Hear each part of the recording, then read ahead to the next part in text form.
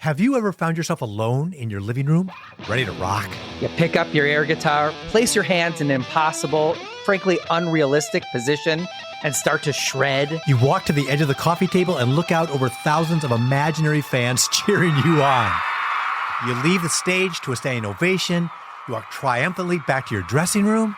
And let's emphasize your dressing room. Contractually, it's for you and your band alone, no one else.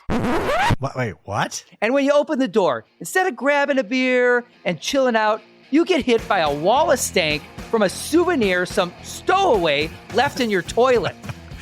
Wait a second. A toilet only you and your band are supposed to have access to. I mean, maybe not your drummer, but the rest of the band and no one else.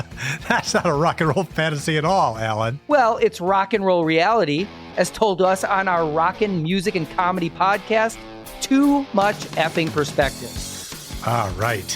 Slater Kinney's Corin Tucker and Carrie Brownstein told us that story about their otherwise perfect gig at Red Rocks. On Too Much Effing Perspective, famous musicians and entertainers line up in a queue to tell us the hysterically horrible predicaments they've experienced on stage, on the road, and in the studio. Not just any moments, old chum. Spinal Tap moments. A term coined from the movie This Is Spinal Tap, where a fictitious yet epic rock band goes on tour only to suffer one humbling experience after another.